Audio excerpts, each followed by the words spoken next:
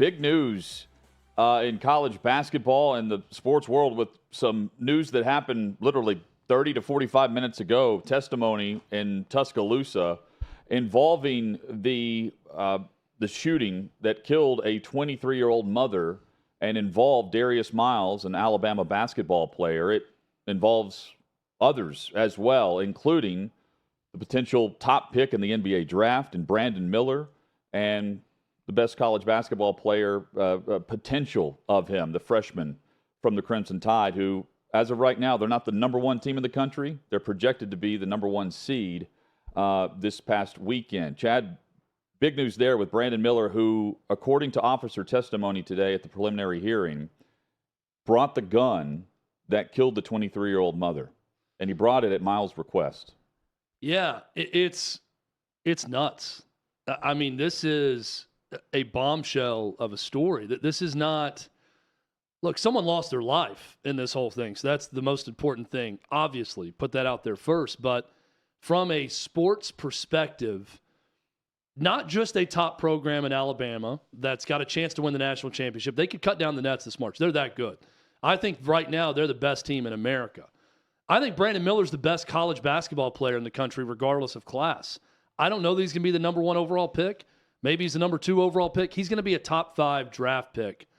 But now you throw this into the mix. When the Darius Miles story happened and he was charged with murder, him and one of his friends, of a 23-year-old single mother, my initial thought was, boy, this is going to hurt Alabama basketball. It didn't. They kept rolling right along. Mm-hmm. They kept winning. They're still one of the best teams in the country. They've been destroying people on the basketball court all year. And now you have a police officer's testimony that Brandon Miller not only provided the gun, it was Darius Miles' gun, but he retrieved it for him, brought it to him. But the testimony goes on to say that both Brandon Miller and a teammate, Jaden Bradley, essentially provided a blockade to the victim's car. The Jeep that the victim was in was blocked in by Brandon Miller's car and another vehicle that they were driving at the time also. And then you add in what Nate Oats said, Hutton, after all of this. So Nate Oats said Tuesday, I'm reading this from AL.com, Nate Oats said Tuesday that Miller is not in any trouble as a result of his alleged involvement. Quote, "We knew about that. Can't control everything everybody does outside of practice. Nobody knew that was going to happen. College kids are out. Brandon hasn't been in any type of trouble, nor is he in any type of trouble in this case. Wrong spot at the wrong time." That from Alabama coach Nate Oats regarding Brandon Miller bringing the gun at Darius Miles' request to the scene. Asked by AL.com why Miller was not charged, the Tuscaloosa chief deputy said that, quote, "It's not a question I can answer. There's nothing we could charge him with, according to the law." So he's not been charged with anything. This is straight testimony from law enforcement today at the preliminary hearing where Miles's mother is a longtime police officer, and they were asking for him to be released on bond because they are saying that the shooting happened in self-defense. Brandon Miller's car was also hit twice in the windshield, according to testimony in this. So, yes, this is a massive story, and the head coach of the Crimson Tide is saying, yeah, nothing, we're not doing anything with Brandon Miller, wrong place, wrong time, despite the fact that testimony clearly states that he brought the gun at the behest of Miles. I don't know how you can just say that it was wrong place, wrong time, and, kids are out. This is one of the dumber comments I've ever heard, and it's going to go down very poorly for Nate Oats on this. This is just starting. Wrong place, wrong time. We've got our YouTube chat saying he's probably cooperating. Brandon Miller is one of the reasons he's not being charged with anything in the case. I'm sure that's probably the case. Like you said, his mother being a police officer. Yeah, but the police chief deputy said that there's nothing they could charge him with. You can't charge someone for handing someone their weapon and then that person kills someone.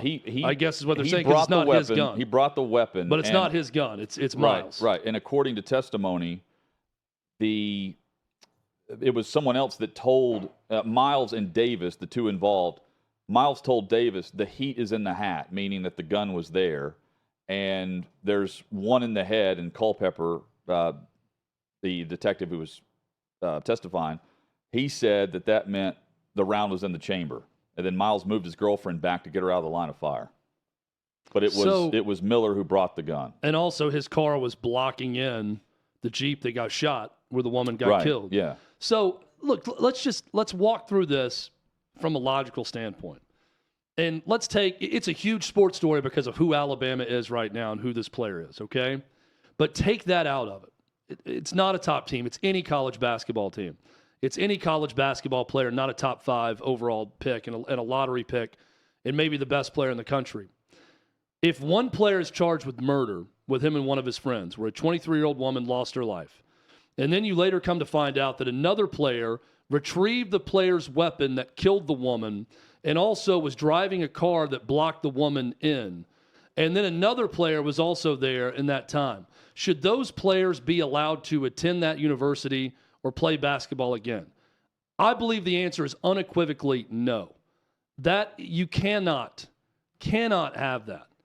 And if there's any adult at the University of Alabama, I know how they handled the situation with a player swatting at a woman at Tennessee. They didn't handle it well. They decided to bury their head in the sands and do nothing at Alabama, and Nick Saban did nothing. This is far more egregious. What Jermaine Burton did and what this is far more egregious. Capital murder charges. Someone lost their life. Capital murder. One player is being charged with it, and 2 teammates, by every bit of testimony, whether you can charge them with a crime or not, were a part of this night. And there's nothing you can tell me.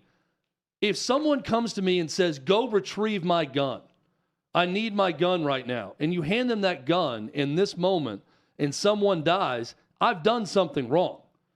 If someone's telling me to get their gun and I know they're going to do something awful with that gun, I'm in part guilty also. And whether or not guilty by the letter of the law or not, they can't play for your university anymore. Yeah, at the very least. That's the only answer here. At the very least, you have to let the details come to the forefront of this before you make a decision on if he's playing or not. Meaning, like, I would sit him. I mean, but according to Nate Oats, they knew all about this, and he's saying wrong place, wrong time. So you can't control everything everybody does outside of practice, was part of his quote. Nobody knew that was going to happen. College kids are out. Brandon hasn't been in any type of trouble, nor is he in any type of trouble in this case. Wrong spot, wrong time. Nate Oats. It's more than that. Nate Oats has buried his feet and put a line down in the sand. He's given you his answer on what should happen. Nothing. Why? Because Brandon Miller's going to help them possibly get to a Final Four. Let's really be honest about this. That's why nothing's happening. If he were the 12th player on that team, he would have been gone with Darius Miles. The moment that he knew that he was a part of this in any way, if he was even out with him that night and someone lost their life that night, that player would be gone. Brandon Miller is there because he is maybe the best player in all of college basketball. Nate Oats can make that decision all he wants. Someone above Nate Oats, an athletic director, the school president, someone needs to step up and say, these guys aren't a part of the program anymore. That sucks for Alabama basketball fans. Yeah. It absolutely sucks. But there is more to this than just the basketball season for Alabama. You cannot – I'm not one to automatically say you got to boot this guy off the team or do this or that. I don't know how you get around this. You don't. They have to be gone out of the pro. They have to have played the last second of Alabama basketball that they've played as of right now. And right now they're scheduled to play against South Carolina. Wednesday night at South Carolina, they will blow them out. They'll probably blow them out even without Brandon Miller. Doesn't matter. You cannot – Nate Oats is a great coach, and he's done great things at Alabama. This cannot be the lasting thing with Nate Oats this season, that these guys continue to play. This is an awful story, and I can't even begin to describe the level of bombshell this is. It's crazy.